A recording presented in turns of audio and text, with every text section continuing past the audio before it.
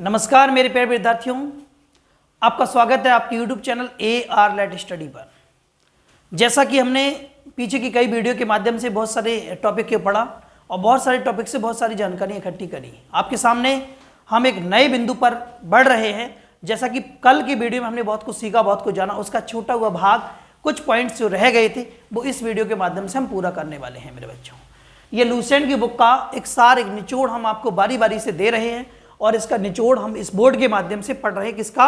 Lucent की book का। ये पूरी लुसेंट की बुक हम इस बोर्ड के और इस यूट्यूब चैनल के माध्यम से पूरा पढ़ेंगे और अपना एक बेहतरीन रिवीजन करेंगे और आने वाली कई प्रतियोगी परीक्षाओं में बहुत अच्छे अंकों से पास भी होंगे।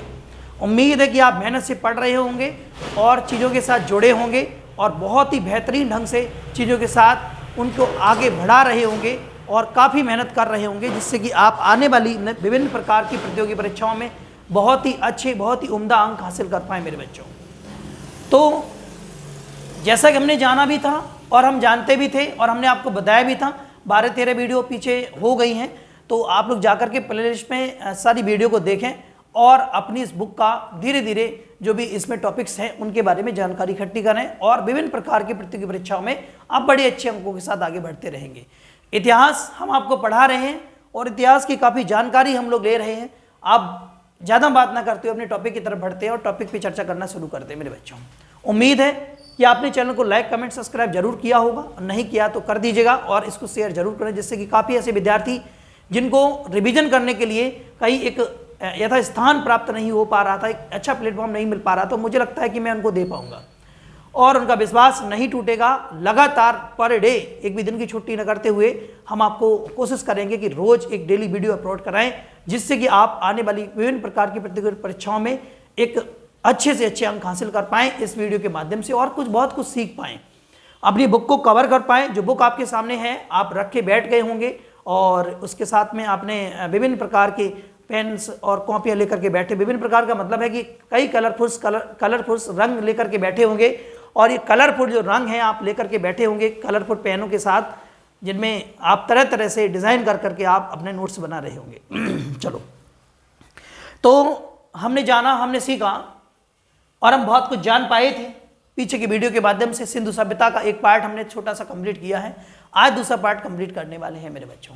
उम्मीद है कि इस चैनल को आप शेयर जरूर करेंगे, जिससे कि कई ऐसे विद्यार्थी जिनको बहुत कुछ ज़रूरत है, सीखना है, जानना है, वो उससे जुड़े रहेंगे और काफ़ी हद तक जानकारी इकट्ठा करते रहेंगे मेरे बच्चों। चलो आगे बढ़ाते, टॉपिक की जानकारी लेते हुए आगे बढ़ते हैं। सिंधु सभ्यता के बारे में हम सीख रहे थे और कल के वीडियो के माध्यम से सिंधु सभ्यता का उदय, इसके बारे में काफ़ी ऐसी चीज़ें जानी, कहाँ से किस प्रकार से नरकंकाल मिले, किस प्रकार से कौन सी जगह को क्या नाम दिया गया, इसमें कौन सी ऐसे बड़ी 6 स्थल थी जिनको हमने सिंधु सभ्यता के अंतर्गत जाना। सिंधु सभ्यता को सैंधव सभ्यता के नाम से जाना गया।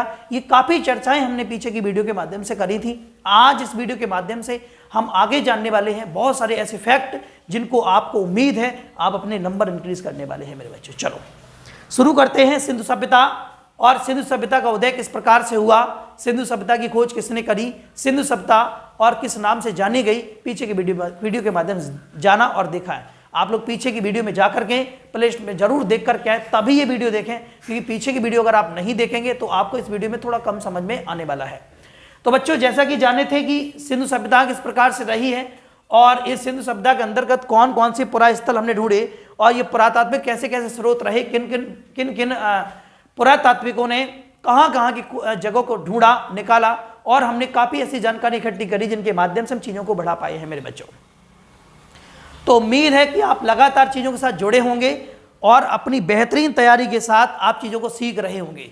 सिंधु सभ्यता किस प्रकार की सभ्यता रही है, आप इस बारे में एक बहुत बेहतरीन जानकारी इकट्ठी करेंगे मेरे बच्चों।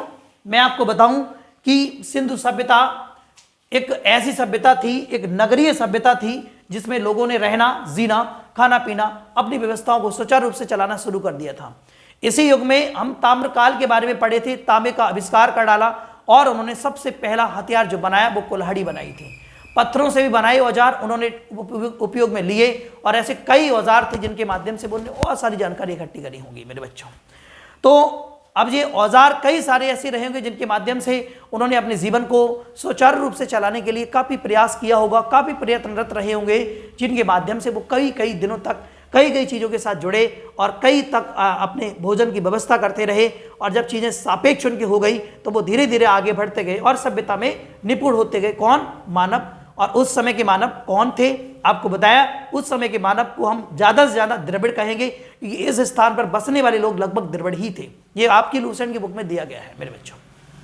तो हमने जाना कि उस समय राखलदास बैनर्जी जी किस प्रकार से उन्होंने इस सभ्यता के बारे में बताया और जॉन मार्शल जी ने किस प्रकार से इनके बारे में चर्चा करी। हमने काफ़ी कुछ जाना था पीछे की वीडियो के माध्यम से मेरे बच्चों।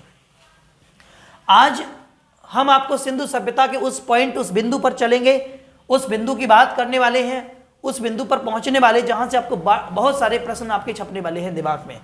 आपके बहुत सारे प्रश्न भी बनेंगे, सर उस समय किस प्रकार का जीवन चरित्र रहा होगा? क्या उस समय यातायात के साधन रहे होंगे? हाँ बिल्कुल।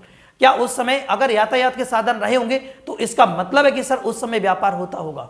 अब सर उस समय व्यापार अगर होता होगा तो उस समय का मानव कितना विकसित हो गया था कि जो व्यापार के बारे में जान चुका था मेरे बच्चों। या मैं यूं कहूं कि कुछ ऐसी व्यवस्थाएं जिनके माध्यम से वो अपने लेन देन की प्रक्रिया करते थे, और लेन देन का मतलब वस्तु विनिमय करते थे, जिसके माध्यम से वो अपने जीवन को चला रहे थे मेरे बच्चों। देखो आगे बढ़ते हैं, अपनी बात को समझने के लिए आपको आगे टॉपिक में लेकर के चलते हैं। लिखा हुआ है कि सुतकोदा और लोथल, ये दो ऐसी सिंधु सभ्यता थी। पहली सभ्यता हम बताएंगे सुतकोदा और लोथल। ये दो ऐसी सभ्यताएं थी, किसकी थी? कौन समय की थी? सिंधु सभ्यता। सिंधु हमने आपको बताया, सिंधु को सैंधव भी कहा जाता है। क्या कहा जाता है इसको? एक शब्द हमने बताया था, इस सभ्यता को सैंधव सभ्यता भी कहा जाता है। सैंधव सभ्यता का भी नाम दिया जाता है। सिंधु, अभी सब इसके बारे में चर्चा करी थी कल हमने पीछे की वीडियो में, आप पढ़ के आइएगा और देख के जरूर आइएगा मेरे बच्चों। तो हम चल रहे थे सुतकोदा और लोथल, सिंधु सभ्यता के ये प्रमुख बंदरगाह हैं। बंदरगाह का मतलब होगा एक ऐसे पोर्ट है जहां से जल के माध्यम से एक स्थान से दूसरे स्थान तक पहुंचा जाता था। बंदरगाह वह स्थान, वह जगह होती है जहां किसी भी स्थिति में, जैसे कि रेलवे स्टेशन होता है, बस स्टैंड होता है, इसी प्रकार से बंदरगाह होता है जो जलयान, जल मार्गों में चलने वाले नाव या मैं कहूं किसी प्रकार के जहाज को एक स्थान पर रोका जाता है, वो निश्चित स्थान होता है, बंदरगाह होता है, पोर्ट होता है मेरे बच्चों। तो क्या उस समय पोर्ट होंगे? बिल्कुल। उस समय साक्ष्य प्राप्त होते हैं कि स्थान सुतकोदा और लोथल एक ऐसी सभ्यता थी। इस सभ्यता, इस जगह पर, इस प्रमुख स्थल पर काफी दो बंदरगाह पाए गए थे, और जो आपको बोर्ड पे लिखे दिख रहे होंगे मेरे बच्चों। आगे चलते हैं। इसी समय में हम आपको बताएं कि जुते हुए खेत के साक्ष्य प्राप्त हुए हैं मेरे बच्चों। अब आपके दिमाग में क्वेश्चन बनता होगा, सर जुते हुए खेत तो कहीं ना कहीं हल भी होंगे, या मानव खेतों को कैसे जोतता होगा? ये दिमाग में प्रश्न छपेगा, और जब छपेगा उसका आंसर जस्ट नीचे भी मिलेगा। देखो जरा कैसे मिलता है। जुते हुए खेत और नक्काशीदार ईंटों का, जुते हुए खेत और नक्काशीदार ईंटों के कालीबंगन से हमें साक्ष्य प्राप्त होते हैं मेरे बच्चों। एक स्थान है कालीबंगन, मैंने आपको बताया था कल, हमने इसके बारे में काफी चर्चा करी। हमने बताया था कालीबंगन बहुत ही मुख्य प्रमुख स्थल है, यहां से काफी ऐसी चीजें प्राप्त होंगी जो आपके क्वेश्चन बनेंगे और एग्जाम में क्वेश्चन यहां से पूछे जाते हैं मेरे बच्चों। आपसे बात करें जुते हुए खेत और नक्काशीदार ईंटों के जो साक्ष्य में प्राप्त होते हैं, वो एक स्थान है जो कि सिंधु सभ्यता का एक स्थान है, उसका नाम है कालीबंगन। ये कालीबंगन से हमें विभिन्न प्रकार की जगह, विभिन्न प्रकार के साक्ष्य प्राप्त होते हैं, चाहे वो जुते हुए खेत के हों, चाहे वो ईंटों के साक्ष्य हों, ऐसे चाहे मानव सभ्यता का विकास हो, चाहे वहां से सिंचाई व्यवस्था हो, चाहे वहां कृषि हो, कुछ ऐसी बातें हैं जो वहां से जुड़ी हुई है और हमने जानी है और हमने सीखी है मेरे बच्चों। आगे चलते हैं। आपको बताएं, यहां से तो साक्ष्य प्राप्त हो गए, लेकिन एक ऐसी जगह थी जिसका नाम था लोथल मेरे बच्चों। लोथल नगर के जो घर थे, लोथल नगर के, लोथल एक जगह है, पूरा स्थल है, एक स्थान है, वहां के घरों में जो दरवाजे, जो खिड़कियां लगी थी, वो दरवाजे और खिड़कियां वो सड़क की ओर खुलती थी। कहां खुलती थी? सड़क की तरफ। अर्थात आप कहोगे सर तो ऐसी कौन सी जगह? इन लोथल को छोड़कर के बाकी जितने भी नगर वहां मिले हैं, उन सबकी खिड़कियां और दरवाजे सड़क के पीछे बाईं ओर, दूसरी तरफ, बाईं ओर नहीं, दूसरी तरफ खुलती थी। और बाकी ये लोथल एक ऐसी जगह थी, अर्थात मैं आपसे कहूं कि लोथल सभ्यता के लोग, यहां पर निवास करने वाले जो लोग थे, वो कहीं ना कहीं अन्य सभ्यताओं के, अन्य स्थल के लोगों से कहीं ना कहीं किसी न किसी रूप में होशियार रहे होंगे, अर्थात तेज बुद्धि के रहे होंगे, इनका विकास हो गया होगा, अर्थात ये उनसे आगे बढ़ रहे होंगे, ये सभ्यता आगे बढ़ चुकी होगी मेरे बच्चों। चलो, अब आपके दिमाग में क्वेश्चन सेट हुआ होगा कि ठीक है सर, कि लोथल नगर के घरों के दरवाजे मुख्य सड़क की ओर खुले, इससे क्या आशय है? दिमाग में प्रश्न छपेगा कि सर इस बात से हम कैसे जान पाएंगे कि ये लोग सभ्यता में आगे आ गए होंगे। बच्चों याद रखना, हम जब भी मकान बनाते हैं, जब भी घर बनाते हैं, जब भी कोई स्थान को घर का रूप देते हैं, कोई जगह हम तैयार करते हैं, तो हम चाहते हैं कि उसका मुख्य दरवाजा सड़क की ओर खोले, क्योंकि यातायात के साधन, आने जाने की व्यवस्था और कई ऐसी बातें हैं जो कि सुचारू रूप से उसको सही चलाने में, व्यवस्था में निपुण अर्थात सहयोग करती हैं मेरे बच्चों। तो जब उस समय का मानव विकसित हो चुका था और उस पीछे की सभ्यताओं से ज्यादा होशियार हो गया था, तो वो सोचता था कि अगर दरवाजे सामने की तरफ होंगे तो आने जाने में, व्यवस्थाओं को चलाने में समस्याएं कम होगी। तो इसलिए आज भी ये व्यवस्था है कि ज्यादा से ज्यादा हम प्लॉट या घर कोई भी खरीदते हैं तो सोचते हैं कि सड़क के किनारे मिल जाए, जो कि यातायात के साधनों में आने जाने में किसी प्रकार की कोई समस्या ना हो मेरे बच्चों। आगे चलते हैं। चावल के प्रथम साक्ष्य हमें जो प्राप्त हुए थे वो हमें लोथल से प्राप्त हुए थे। आपका बुक के प्रश्न है ये ध्यान रखना सभी को कि चावल के जो साक्ष्य हमें प्राप्त हुए थे, आपको बताएं चावल के प्रथम साक्ष्य जो प्राप्त हुए थे वो लोथल से हुए थे। आपको बताएं कि सिंधु सभ्यता की मुख्य फसल जो गेहूं थी और जौ थी मेरे बच्चों। सिंधु सभ्यता के लोग मुख्य रूप से गेहूं और जौ की खेती करते थे और उसी समय हमने अगले पॉइंट को आपको बताया है कि चावल के प्रथम साक्ष्य जो प्राप्त हुए वो लोथल से प्राप्त, अर्थात कहीं ना कहीं चावल का भी प्रयोग कर रहे होंगे और इसकी खेती होती होगी उसी समय के आसपास की सभ्यताओं के लोगों के द्वारा। चलो भाई आगे बढ़ते हैं। अगले पॉइंट में लिखा है सेंदबवासी। कौन से वासी मेरे बच्चों? सेंदबवासी। सेंदबवासी स्वाद को भी जानने लगे थे, अर्थात सिंधु सभ्यता अब स्वाद के बारे में भी जानकारी इकट्ठी करने लगा था। ये बार बार वायर उलझ जाता है। तो सिंधु सभ्यता अब कहीं ना कहीं किसी न किसी रूप से स्वाद की जानकारी ले लेगा। तभी जब स्वाद की जानकारी उसे आ गई कि किस प्रकार से चीजों को खट्टा मीठा करना है, तो वो स्वाद के लिए, वस्तुओं को अपनी मिठास के लिए वो शहद का प्रयोग करने लगे थे। किसका प्रयोग करने लगे थे बच्चों? शहद का। चलो आगे बढ़ते हैं। सेंदबवासी मिठास के लिए शहद का प्रयोग करते थे और आपको बताएं यहां से मुख्य पॉइंट आप ध्यान कर लीजिए कि मिट्टी से बने हल्के साक्ष्य। किसके साक्ष्य? मिट्टी से बने हल्के साक्ष्य बनमाली से प्राप्त हुए। कहां से प्राप्त हुए मेरे बच्चों? बनमाली से मिले हैं। और आपको बताएं एक जगह है रंगपुर, मेरे बच्चों ध्यान रखना है, रंगपुर और लोथल दो ऐसी जगह हैं यहां से चावल के दाने प्राप्त हुए हैं। आपको बताएं कि तौल की इकाई को संभवतः 16 के अनुपात में रखा गया था मेरे बच्चों। ओके सर, ये कैसा पॉइंट है? हाँ, जो मापतौल करते थे, मापतौल की जो इकाई थी उस समय मापतौल की इकाई को 16 के अनुपात में रखा गया था। और लोथल और एक दूसरा पुरा स्थल है, एक लोथल था, दूसरा कालीबंगन, ये दो ऐसे पुरा स्थल थे। सॉरी माय मिस्टेक, रंगपुर में उससे गलती हो गई। लोथल और रंगपुर दो ऐसे पुरा स्थल थे, यहां से चावल के दाने प्राप्त हुए मेरे बच्चों। आपको बताएं कि तौल की जो इकाई थी संभवतः 16 के अनुपात में थी। और मैंने इससे पहले एक पॉइंट बताया था, मिट्टी से बने हल्के साक्ष्य। किसके साक्ष्य मेरे बच्चों? एक स्थान है बनमाली, क्या नाम है उसका? बनमाली। तो मिट्टी से बने हल्के साक्ष्य बनमाली से प्राप्त हुए हैं। आगे अगले पॉइंट की तरफ बढ़ते, सुतकोदा। ठीक है भाई, सुतकोदा और कालीबंगन दो ऐसी जगह थी, यहां से हमें घोड़े के अस्थि पंजर के सेंदबवासियों द्वारा वहां पर जो निवास कर रहे थे वहीं उसी जगह पर घोड़े के अस्थि पंजर प्राप्त हुए। किन जगह से? दो जगहों से। कहां से? एक सुतकोदा, दूसरा कालीबंगन। अब आपका दिमाग चकरा गया होगा, आप सोच रहे हो सर ये कैसा हो गया? अब एक नई सभ्यता, एक नए फैक्ट के बारे में जान पाए हैं। क्या उस समय घोड़े का भी प्रचलन था? क्या उस समय व्यापार के लिए, एक स्थान से दूसरे स्थान तक गमन करने के लिए, या यातायात के लिए, या कुछ अपनी सुविधाओं को सुचारू रूप से चलाने के लिए किसी न किसी तरीके से घोड़े का उपयोग होता था?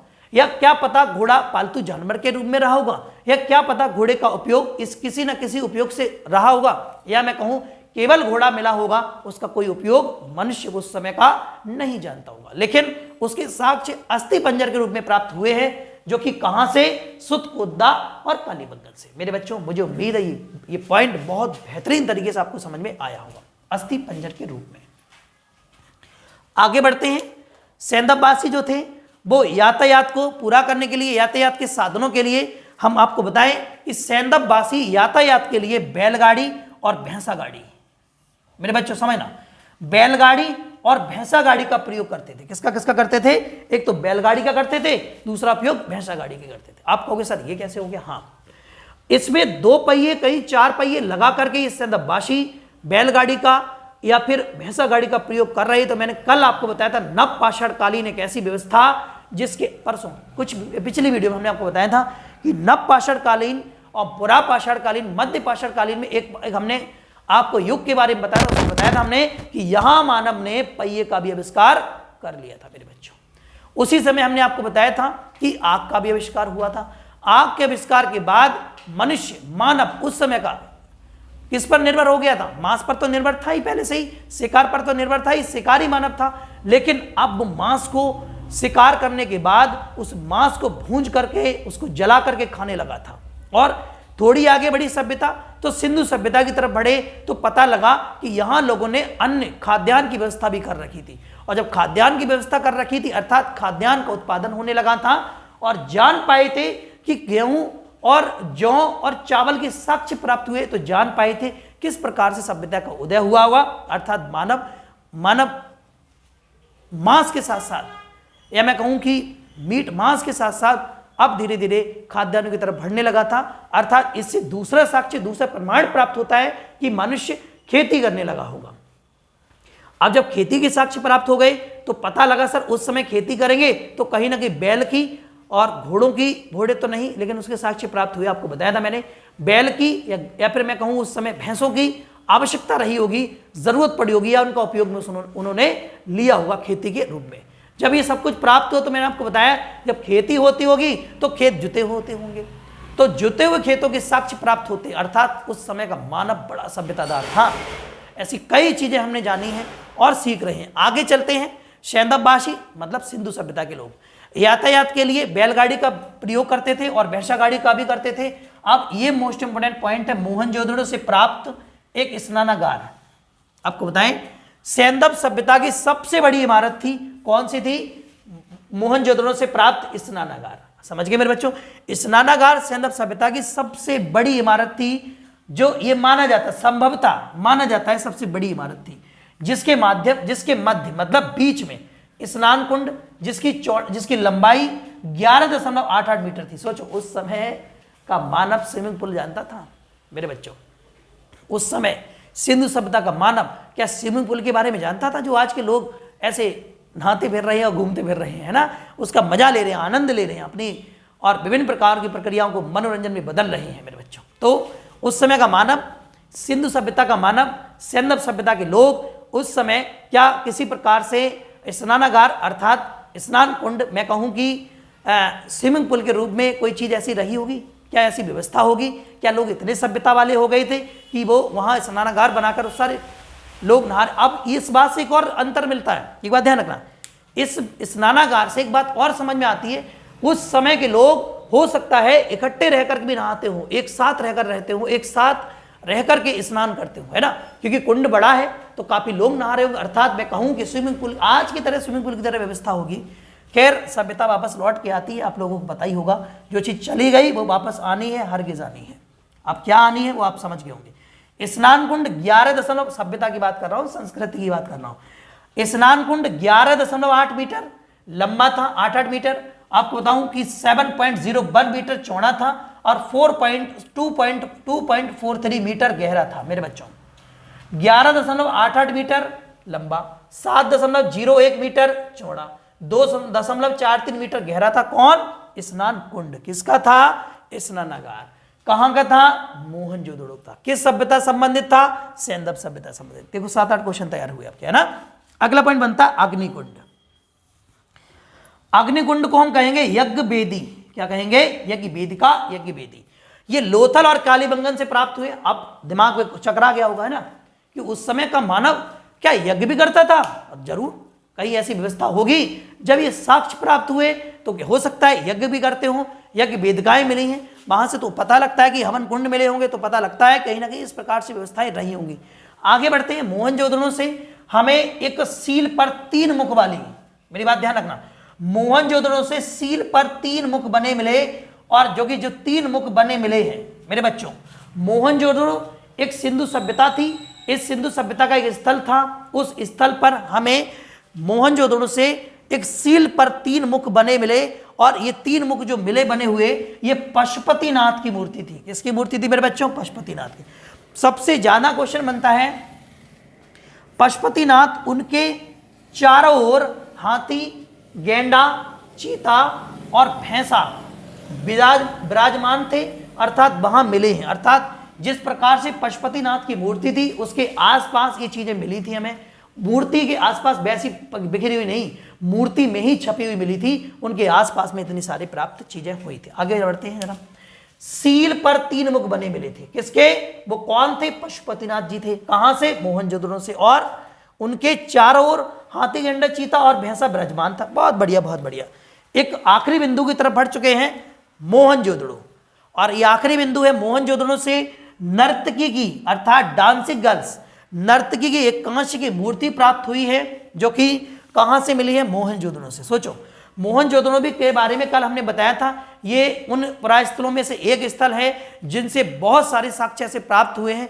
इतिहास की बड़ी बेहतरीन जानकारी जाने हैं, सिंधु सभ्यता के बारे में पढ़ रहे हैं और मोहनजोदड़ो के बारे में भी काफी जानकारी इकट्ठी करी। मैंने बताया कि यहां से डांसिंग गर्ल नर्तकी की कांस्य की मूर्ति प्राप्त हुई थी। आप सोचो, तांबे के साथ साथ तांबा कांस्य भी प्राप्त हुई। तांबा कांस्य बात तो लगभग वही है, लेकिन यहां बिंदु बदल जाएगा कि मोहनजोदड़ो से नर्तकी की एक कांच की मूर्ति भी प्राप्त हुई थी मेरे बच्चों। तो ज्यादा दिमाग ना लगाते हुए ये टॉपिक नोट किया होगा आपने, कॉपी पेन रख करके आप इसको बढ़ाए होंगे आगे चल करके। अब हम उन बिंदुओं पर बात करने वाले हैं, उन बिंदुओं को समझाने वाले हैं जहां से जिस तरीके से प्रश्न बनते, कैसे कैसे क्या क्या प्रश्न बनते समझ लो जरा। पहला क्वेश्चन कैसे बनेगा कि सुतकोदा एवं लोथल सिंधु सभ्यता के प्रमुख बंदरगाह थे। अब क्वेश्चन बनेगा, सुतकोदा और लोथल जो था वहां से सिंधु सभ्यता का प्रमुख एक बिंदु, प्रमुख स्थल के रूप में प्राप्त हुआ है। अब वो प्रमुख स्थल ऑप्शन में दिए होंगे और आपको मिलेगा बंदरगाह। अब जो रियल क्वेश्चन बनेगा थोड़ा कठिन बनाएंगे, जिस तरीके से अगर वैसा क्वेश्चन बनाएंगे तो कहेंगे सिंधु सभ्यता से प्राप्त बंदरगाह। मेरी बात समझना, सिंधु सभ्यता से प्राप्त प्रमुख बंदरगाह किस स्थिति में, किस सभ्यता या किस पुरास्थल से प्राप्त हुआ था? आप बताओगे सुतकोदा और लोथल से प्राप्त हुआ था। अगला क्वेश्चन देखो, बढ़िया। जुते हुए और नक्काशीदार ईंटों के साक्ष्य कहां से प्राप्त हुए हैं? कालीबंगन से प्राप्त हुए हैं। लोथल नगर के घरों के दरवाजे कहां खुलते थे? सड़क की ओर खुलते थे। सिंधु सभ्यता की मुख्य फसल कौन कौन सी थी? गेहूं और जौ थी। चावल के प्रथम साक्ष्य कहां से प्राप्त हुए हैं? लोथल से प्राप्त हुए। बड़ी इंटरेस्टिंग पॉइंट चल रहे हैं और एक एक पॉइंट आप समझते रहिएगा, लिखते जरूर रहिएगा, जिससे कि एक प्रश्न कैसे बनेंगे वो तो हम बता ही रहे हैं, लेकिन नोट्स जब होगा, मैंने बताया कि नोट्स एक विद्यार्थी का सुनहरा गहना होता है जो जीवन में बहुत आगे चलाने के लिए महत्वपूर्ण बिंदु होता है। आगे देखो जरा, क्वेश्चन बनेगा, सेंधववासी मिठास के लिए किसका प्रयोग करते थे? तो शहद का प्रयोग करते थे। अगला क्वेश्चन बनेगा कि मिट्टी से बने हल के साक्ष्य कहां से प्राप्त हुए? आप बताओगे आंसर सर खटाक से आंसर बता दोगे, बनमाली से प्राप्त हुए, खटाक खट। अगला क्वेश्चन है सुतकोदा और कालीबंगन से हमें किसके साक्ष्य प्राप्त हुए? और ऑप्शन में मिलेगा घोड़े के अस्थि पंजर। आप चकरा जाओगे और राइट आंसर लगाएंगे घोड़े के अस्थि पंजर। इसका नेक्स्ट विपरीत क्वेश्चन बनेगा, घोड़े के अस्थि पंजर के जो साक्ष्य हमें किस स्थान से प्राप्त हुए हैं? तो आंसर होगा सुतकोदा एवं कालीबंगन और या लोथल, इन तीन में से कोई एक जगह मिल जाएगी। अगला क्वेश्चन है, सेंधववासी यातायात के लिए किसका प्रयोग करते थे?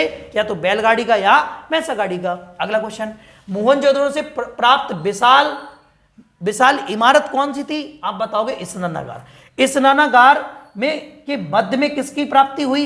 स्नान कुंड की। स्नान कुंड की लंबाई कितनी थी? 11.88। स्नान कुंड की चौड़ाई कितनी थी? 7.01। स्नान कुंड की गहराई 2.43 थी। मेरे बच्चों, अगला मोस्ट इंपोर्टेंट क्वेश्चन बनेगा, अग्निकुंड यज्ञ वेदी कहां से प्राप्त हुए हैं? अग्निकुंड या यज्ञ वेदिकाएं कहां से प्राप्त हुई? आप बढ़िया आंसर देंगे, लोथल या कालीबंगन से प्राप्त हुई है। अगला क्वेश्चन, मोहनजोदड़ो से किसकी मूर्ति प्राप्त हुई है मेरे बच्चों?